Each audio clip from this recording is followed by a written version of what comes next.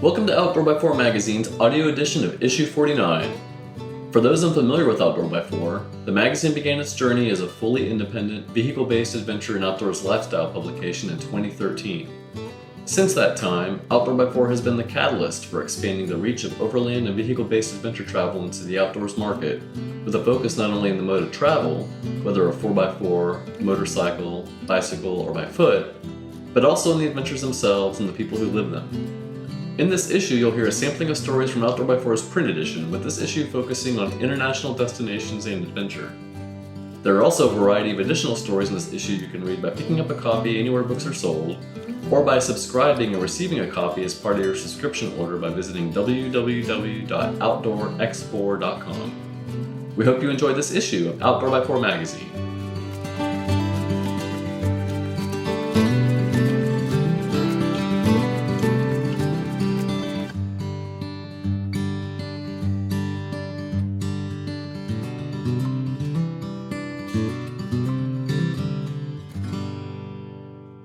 The Dispatch by Frank Ludwell, Editor-in-Chief.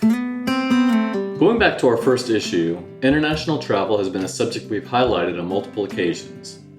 While travel outside the US has never been our primary area of focus, I've always looked at the international stories we share as an aspirational and important component to our storytelling to engage young and old to explore the world outside your doorstep. Throughout my lifetime, international travel has afforded me the opportunity to truly expand my worldview. As a child, my family traveled regularly to Mexico City to visit friends and family. In my college years, I spent a semester studying in the Czech Republic, spending most weekends traveling with friends into the unknown. These experiences were foundational along my path and has led to where I am now, writing an editorial about exploring the world. A few months back, I started to think about international exploration and our storyboard plans for the year. It occurred to me that in all our years, we've featured special editions including our annual gear issue, but had never done an issue where the editorial was focused exclusively on a specific subject. That's when I thought it might be fun to do an international issue, highlighting aspirational stories from around the globe. My only concern has been that Outdoor x4's mission has always been to deliver storytelling that anyone can relate to and enjoy, and I was worried an international issue might suggest we're going a direction that would make the magazine less appealing. So, to mitigate any concern, Outdoor x4 will always be focused on stories anyone can relate to, with the bulk of our storytelling focused on travel stateside, particularly given most of you, our readers, are here. Sure, we'll still sprinkle a few international stories every now and then, and depending on your response to this issue, we may look at producing a once-annual international issue going forward. Regardless, my hope is you'll pick up this copy of Outdoor x4, or read, listen to it on your mobile device or desktop, and be inspired either to visit a new place or live vicariously through the words of this issue's contributing authors. I think you'll find that if you do, the foundational experiences I've had along my path might play a role in your life's path, inspiring you to seek and find adventure outside your doorstep.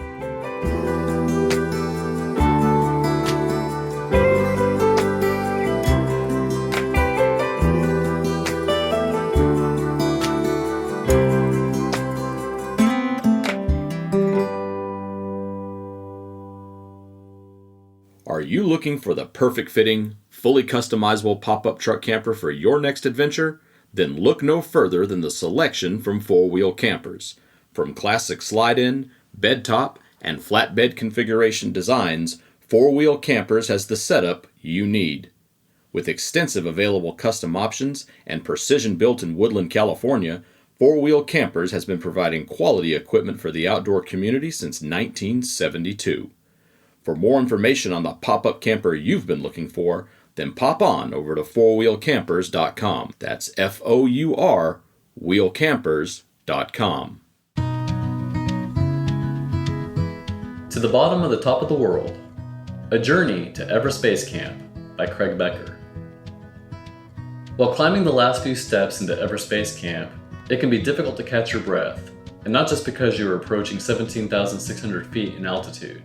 Towering high overhead are some of the most iconic peaks on the planet, and the sense of scale is both awe-inspiring and humbling at the same time. 70 years ago, the famed British exploration team led by Sir Edmund Hillary and Tenzing Norgay Sherpa made history when they successfully summited the top of the world.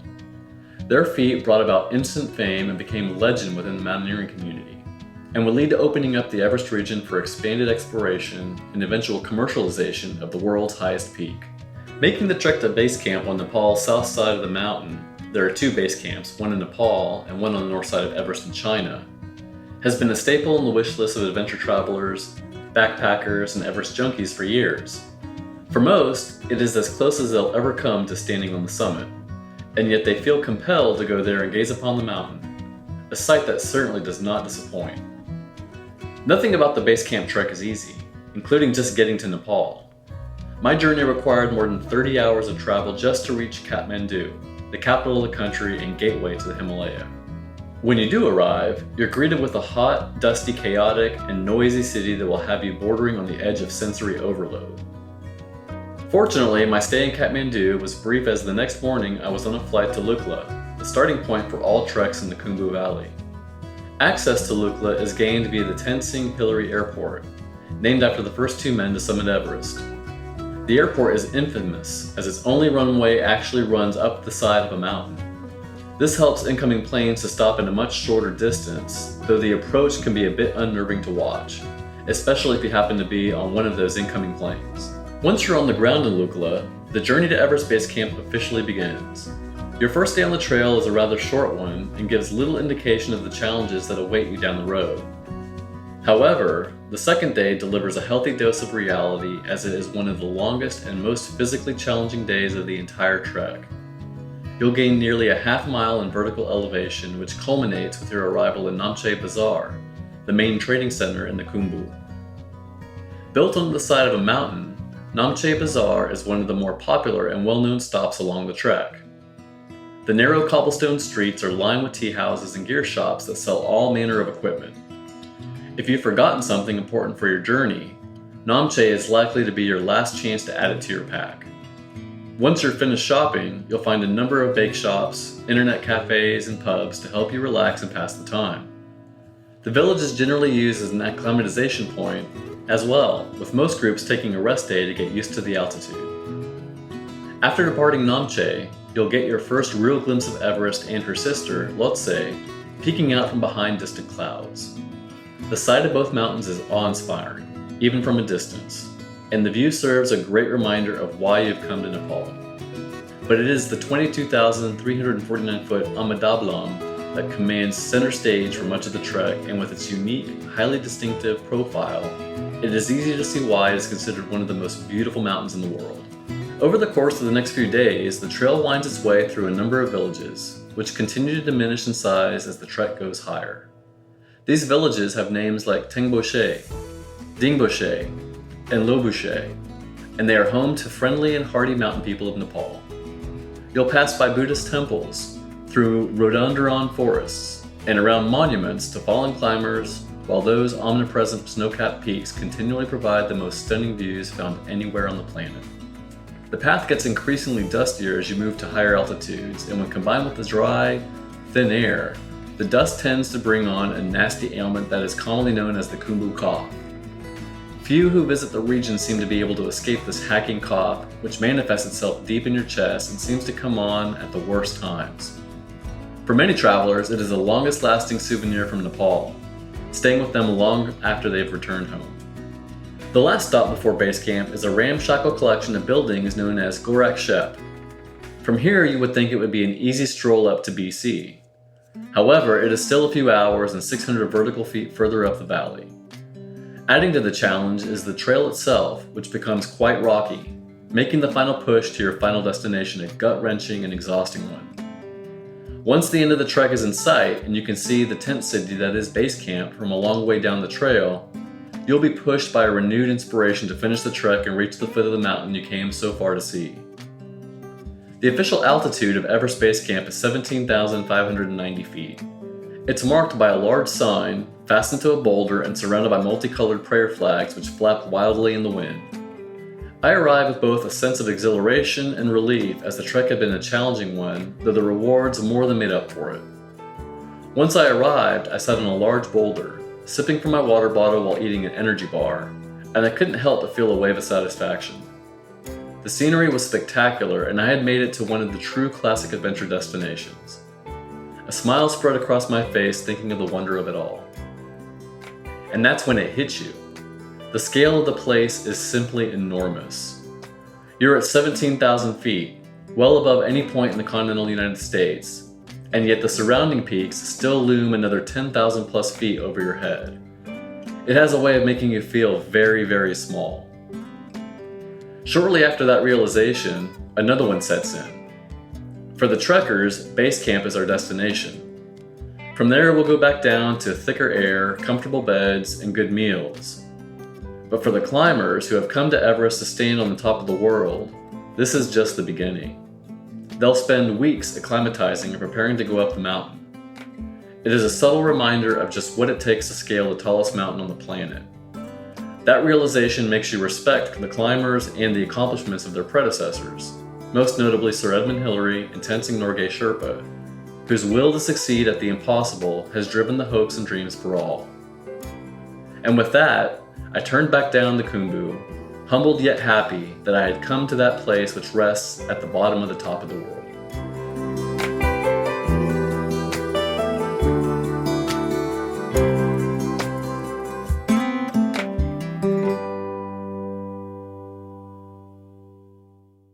Behind the Wheel, the world's top overland routes. Words and photos, Patrick Kroijvagen.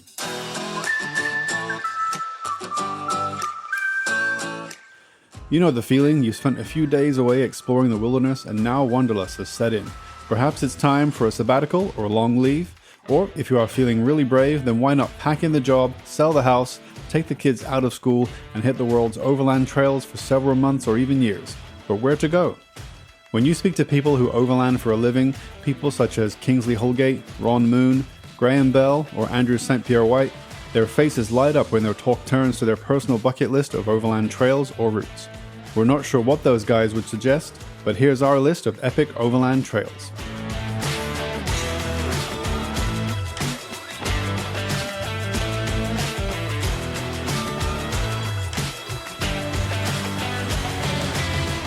Cape Town to Cairo. No other continent possesses the allure of Africa. The people, wildlife, suspension-challenging tracks, and wide-open spaces make it an overlander's paradise. And African adventures don't come bigger than the drive from Cape Town in the south to Cairo, Egypt at the top of the continent.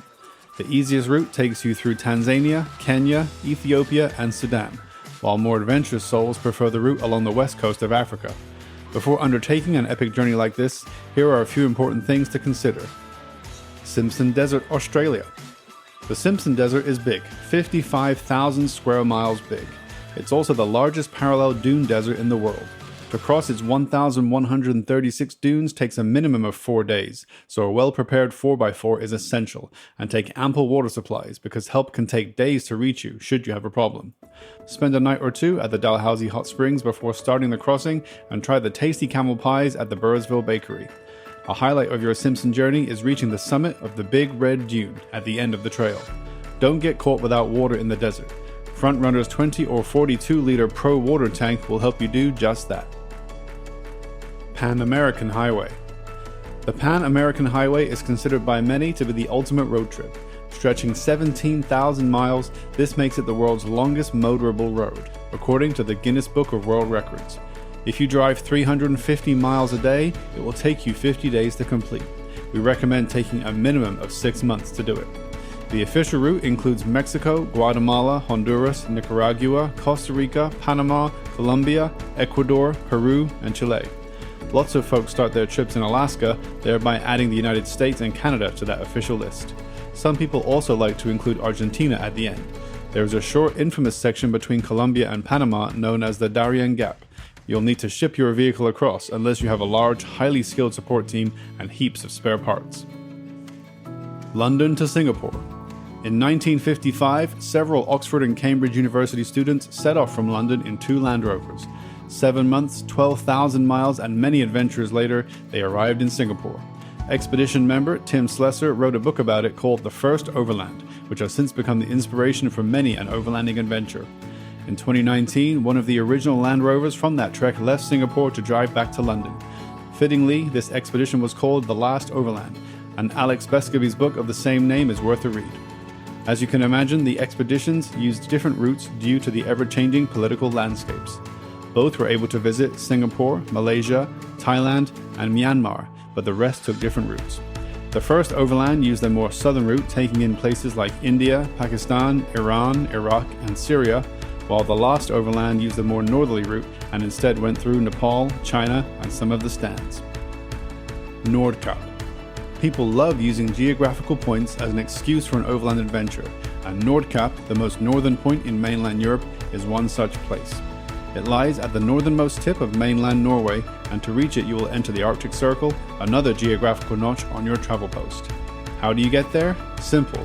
Head for Norway and then for the most northern point on a map. Brace yourself for spectacular scenery before the finish at the Nordkap's iconic steel globe sculpture, which overlooks the Barents Sea. Depending on the time of year you're there, you may even be dazzled by the northern lights. Wildebeest migration in Kenya or Tanzania. If you're looking for one reason to do an overland trip in Africa, then this should be it. Imagine witnessing 1.5 million wildebeest migrating over the East African savanna. The best thing about this is that they don't travel alone. They bring lions, cheetahs, and hyenas along with them. Make sure you go to the right place at the right time, as these animals move between the Serengeti in Tanzania and the Masai Mara in Kenya. North Coast 500, Scotland. Is this the most beautiful 500-mile stretch of road in the world? We certainly think so. Kick off the route in Inverness and head west to the coast.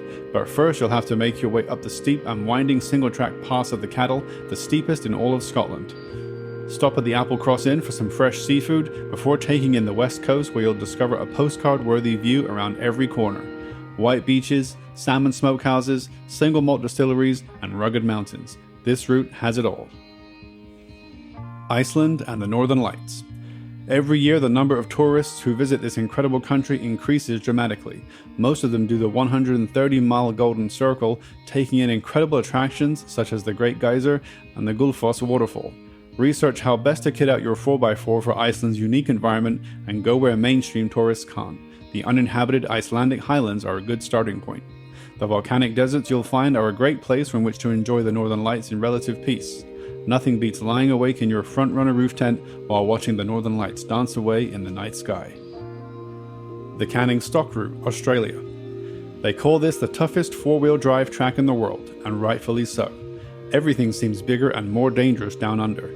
This route runs from Halls Creek in the Kimberley region of Western Australia to Wiluna in the Midwest region. Stretching 1,150 miles, it's the longest historical stock route in the world.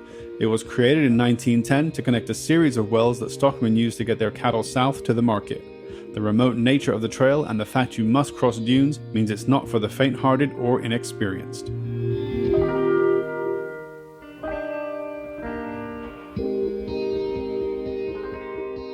A Journey to South Georgia Island, Going to the Ends of the Earth to Visit a Truly Wild Place, by Craig Becker. When I tell people I've been to South Georgia Island, most will ask if that is anywhere near Savannah. When I say that it's actually located in a remote part of the Southern Ocean, roughly 1,200 miles from Antarctica, the inevitable follow-up question is, why would anyone want to go to such a place? The answer to that is a simple one. Most people wouldn't want to go there, but those who do seldom come home unchanged. South Georgia is a place that is unknown to most people, but adventurous travelers and fans of the history of Antarctic exploration regard the island with an undeniable reverence. First discovered by a merchant vessel in 1675 and later claimed for King George III, it became a British overseas territory.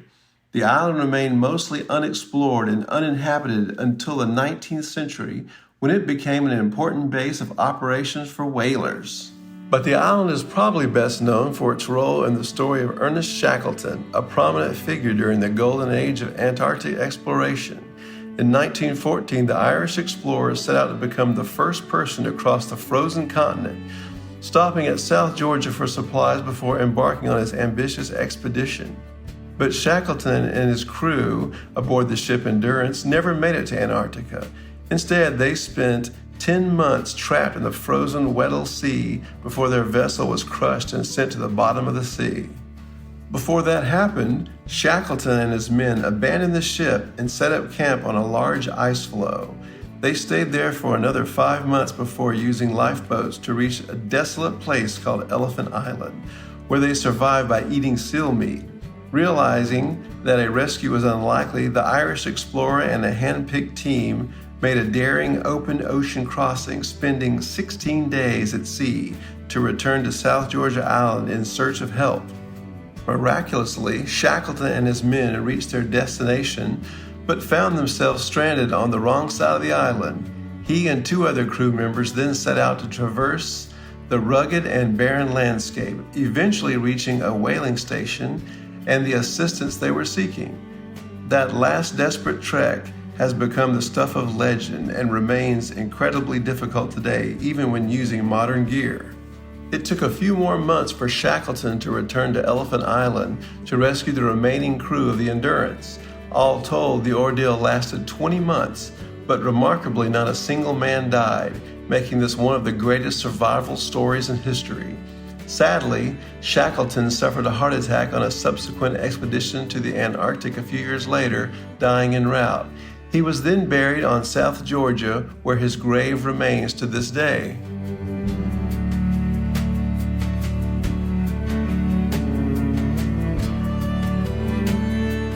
Today, South Georgia is once again primarily uninhabited.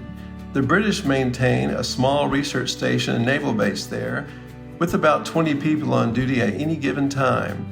They welcome the occasional Antarctic cruise ship, which brings eager adventurers to this quiet corner of the globe. Those visitors find the remains of several whaling stations, a small museum, and one of the southernmost churches in the world. Just getting to South Georgia can be an adventure.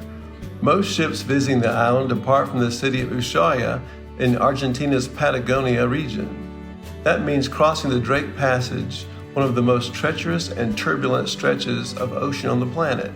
Because no land masses are located at that latitude, the ocean currents are unimpeded, creating a barrier between the Atlantic and Southern Oceans.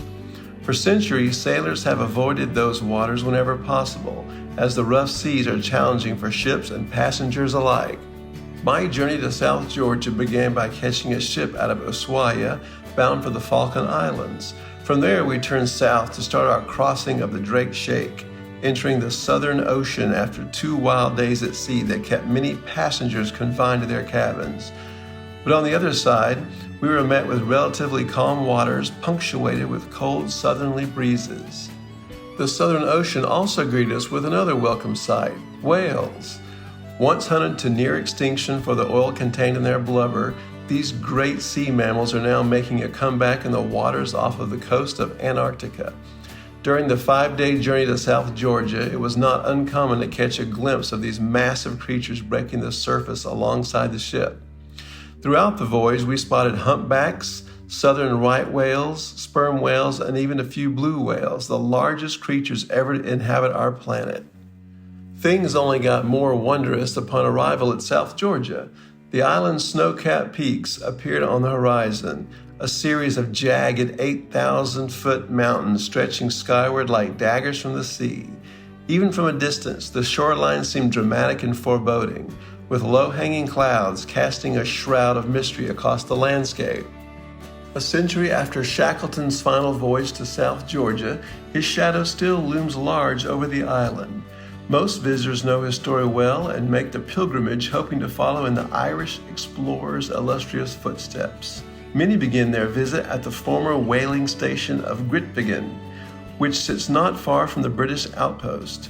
There, they find a small museum that shares insights into the history of the place, including Shackleton's remarkable story of survival. A short walk away is the local graveyard, where a headstone marks the final resting spot of the legendary man himself. Despite regular visits from passing tourist ships, South Georgia remains as wild and isolated as ever. The best way to experience its remote beauty is on foot, hiking along routes meant for adventurous trekkers. One such route follows the final hours of Shackleton's march across the island as he searched for aid for his men. The path wanders through rocky highlands and past icy lakes before descending steeply into a wide, flat valley below. The trail ends along the coast at the remains of a village once known as Stromness.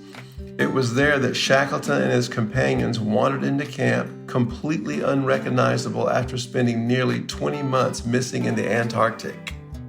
In Shackleton's era, the Southern Ocean was a vast hunting ground for whalers, but much has changed since then, with the waters off the coast of South Georgia now a designated wildlife refuge. Whales frequently gather in those once dangerous seas, and elephant and fur seals line the beaches. The island is home to a number of rare bird species too, including the wandering albatross and the Antarctic petrel. Visitors can also spot plenty of penguins there, with gentoos, rockhoppers, and macaronis common along the shores. But the island's most stunning display of wildlife is found at the place called St. Andrews Bay. There, travelers will find one of the largest king penguin colonies in the world, with a population of over 200,000. The bay is one of the primary breeding grounds for the flightless birds, which stand up to 3 feet in height when fully grown. Seeing so many of those awkward but lovable creatures lining the beach is a memorable sight indeed. It's one that stays with you long after you've left South Georgia behind. But beware, should you heed that call, you likely won't escape unchanged, and this South Georgia is a world away from Savannah.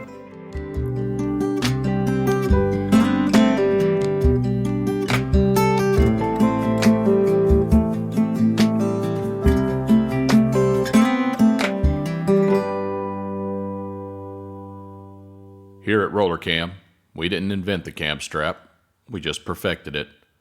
Roller Cam's patented and adventure-approved design eliminates frictional loss, resulting in straps you can easily tighten, up to 10 times that of a standard strap.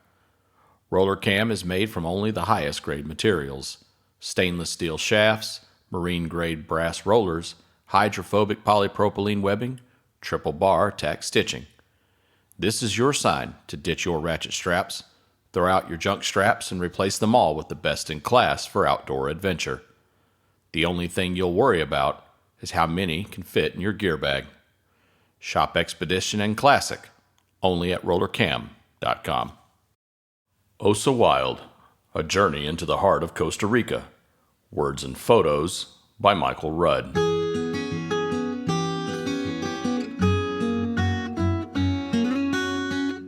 Peninsula de Osa is in a remote and lush corner of southern Costa Rica and has over 40 unique species of snakes, 140 species of mammals, 370 bird species, and more than 10,000 insect species, making it one of the most biodiverse places on Earth. For years, I've been intrigued by the idea of planning an overland adventure to document some of Osa's flora and fauna.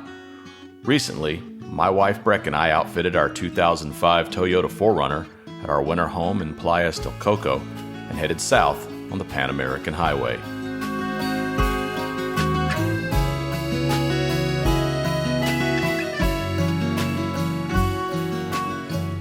We climbed down from our rooftop tent and set foot on a secluded beach a few miles west of Puerto Jimenez. After brewing a couple cups of joe in a traditional Costa Rican coffee press, we set off for our morning stroll along a magnificent stretch of golden sand. To our delight, there was not another soul in sight. Suddenly, my wife shrieked in terror as she nearly stepped on a yellow-bellied sea snake, a highly venomous serpent that had washed up on the beach. After explaining that they seldom bite humans, she reminded me that she still hated snakes. Back at camp, I was snapping a few pictures of a rare harpy eagle, one of the most powerful raptors in the world. It was perched high in a tree above our rig and was eating a freshly caught fish. While the harpy was devouring its head, noticeable pieces of fish guts fell onto the windscreen of our truck below. As I grimaced and reluctantly began to clean the window, I turned to Breck and jested, "So, honey, how are you liking our first morning in the Osa?" She smiled.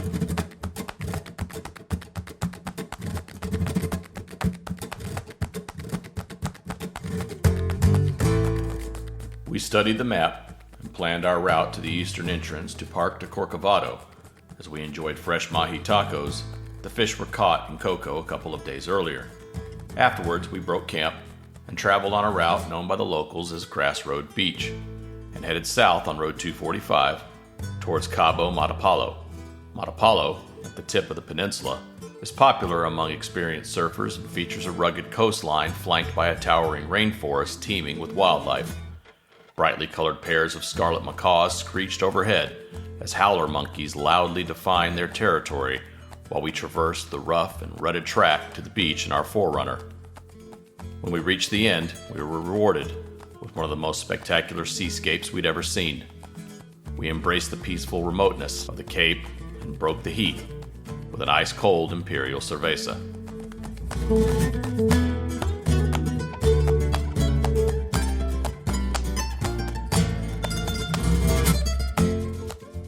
Moving on, we backtracked to Road 245 and turned left towards Karate, a tiny village at the end of the road and a popular home base for treks in Corcovado via the La Leona Ranger Station.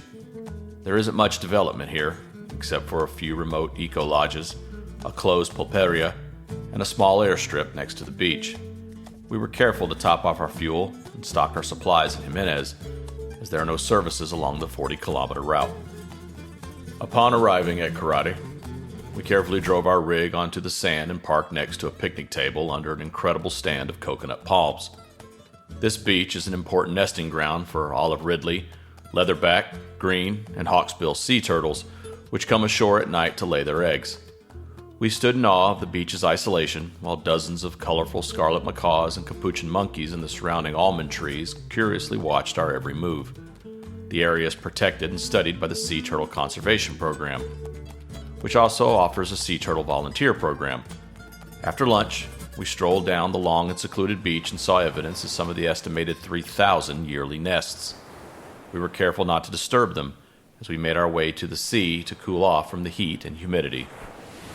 While exploring Costa Rica for nearly 2 decades, I've had endless opportunities to camp on amazing beaches, in lush rainforests, and near active volcanoes. Now, for the first time, we arrived at the Osa, a place that National Geographic magazine dubbed the most biologically intense place on Earth. We yearned to get as deep into the rainforest as we could possibly and set up camp. As it turned out, we found a 4x4 trail that continued past Karate to a very remote eco-resort, Luna Lodge, on the edge of Corcovado. The 3-mile crawl followed the Karate River for most of the way and then wound up a steep incline, requiring 4 low for the last stretch. The lodge was hand-built by Lana Wedmore of Colorado, her Tico boyfriend, along with local labor, and was opened in the year 2000. Sourcing and delivering the materials for the project was an exhausting challenge. Back then, there was virtually no road, phone, or internet, only the wild remoteness of the virgin rainforest. After meeting Lana, she explained that she has owned and operated the lodge for the last 23 years, and that she was passionate about the conservation of the Osa. She invited us to dinner and kindly offered to let us camp on her property, and we obliged. We enjoyed a delicious meal prepared with produce from her organic gardens and locally caught fish. After dinner, Lana welcomed us to our campsite, one of 3 that she has set aside for overlanders. Once our camp was set, we canvassed our plans for exploring Corcovado while relaxing under the massive rainforest canopy. We fell asleep to the exotic and eerie sounds of jungle insects, frogs, and other unfamiliar critters. At one point during the night, we were awakened by a downpour so intense we wondered if our tent would collapse. The next morning, we carefully climbed down from our tent only to notice a red dye all over our truck. It had rained so hard overnight that the color from the tent canvas was now all over our shiny silver paint job. As Breck prepared our morning meal, I wiped down the truck while being attacked by mosquitoes. Already, the humidity was so overwhelming that even the simplest of tasks caused sweat to pour from my body. After breakfast, we hiked deep into Lana's 60-acre property to a series of waterfalls in the Karate River. Along the steep and treacherous trail to the falls, we noticed several species of flora and fauna that we hadn't seen before. A blue-tailed skink caught my attention, and I managed to capture an image of the lizard scurrying through the rainforest. At the river, we were surprised to see freshwater prawns moving about the shallows looking for food. I managed to convince Breck, who was reluctant to take a dip in the aquamarine pool, that the crustaceans were harmless, and tasted a lot better than they looked. After several unsuccessful attempts to catch a few, we decided to cool off under a stunning waterfall. While being massaged by the falls, we observed morpho butterflies glide past us and a family of howler monkeys lounging in the humid canopy above. The following morning, we chose a day trip into the park that we easily arranged at the lodge. Visitors to Corcovado must be accompanied by a certified guide from the Instituto Costarricense de Turismo, the ICT, and purchase a permit to enter. Besides being extremely knowledgeable about the trail system, local guides are experts in identifying the flora and fauna and locating many species. We met our guide at Playa Carate and hiked the beach for about an hour to reach the La Leona Ranger Station. Along the way, we spotted capuchin monkeys, collared peccaries, red Lord Amazon parrots, and macaws. Our guide explained that the park encompasses the only remaining old-growth wet forest on the Pacific coast of Central America and has 13 major ecosystems, including lowland forest, Holilo palm forest, highland cloud forest, and mangrove swamps, as well as marine and beach habitats. We entered and hiked among some of Corcovado's 700 species of trees, which includes a massive ceiba measuring 252 feet. In this forest lives the largest populations of jaguars, scarlet macaws, and tapirs in Costa Rica. The park is also home to pumas, ocelots, giant anteaters, and harpy eagles. Other species include spiders, capuchin, howler, and white-faced monkeys, silky anteaters, poison dart frogs, and crocodiles, as well as the bushmaster and fer-de-lance pit vipers. The last two we hope never to encounter, as they are among the deadliest snakes on the planet.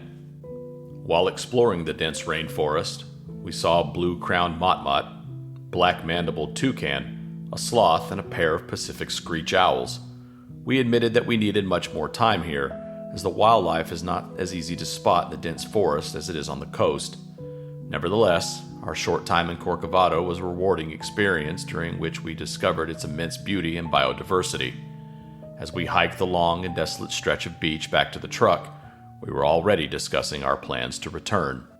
After nearly a week of exploring the Osa's southern realm, we packed up our rig and set out for Drake Bay. The turnoff lies 35 kilometers north of Puerto Jimenez at the small village of Rincon, near the shores of the Golfo Dulce.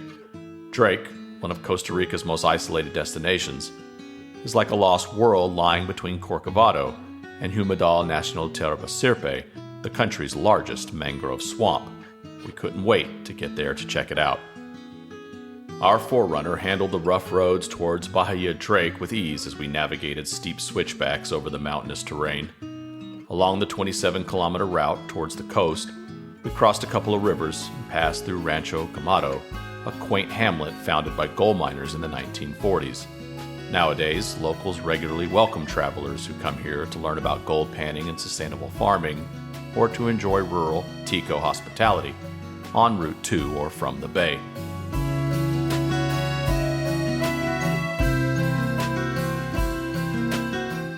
We arrived in Aguajitas, a small village that serves as the area's commercial center. From here, one can hire a boat to enter Corcovado at the San Pedrillo Ranger Station, or hike the 17-kilometer coastal trail. Dive charters are popular and can take you to the Reserva Biologica Ilsa de Cano. It lies 20 kilometers offshore and is one of the best diving locations in Costa Rica. The waters around the island offer excellent visibility and feature intricate rock formations along with 15 different species of coral. Experienced scuba divers will have the opportunity to see an amazing array of fish as well as hammerhead sharks, manta rays, dolphins, sea turtles, and humpback whales. With a limited amount of time, we only snorkeled in the bay. We parked on the beach near Punta Aguajitas, grabbed our gear, and entered the turquoise sea. The bay was teeming with marine life. Not far offshore, we swam with huge schools of vibrant fish and saw a spotted eagle ray. After a very rewarding snorkeling experience, we set up a beach camp and prepared some lobster that I had speared for our lunch. It was the perfect way to spend our time in Bahia Drake.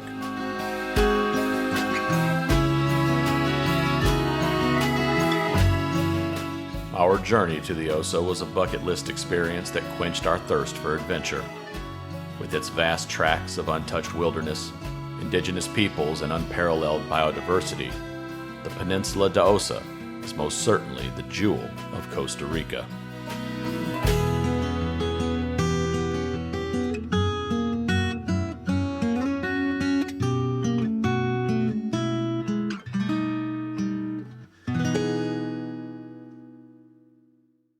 Stay tuned for Outdoor x4's Issue 50, celebrating our 10th anniversary with stories that'll inspire you to step out and explore the world around you. Also, be sure to visit the Outdoor x4 website at www.outdoorx4.com regularly for new tips, reviews, and stories, and join our e-newsletter to stay in the loop on the latest from Outdoor x4. You can also follow Outdoor x4 and the adventures of our staff and contributors on Instagram and Facebook at @OutdoorX4, on TikTok and YouTube at OutdoorX4 Magazine, and by following the hashtag OutdoorX4. Until our next issue, we wish each of you the happiest of adventures.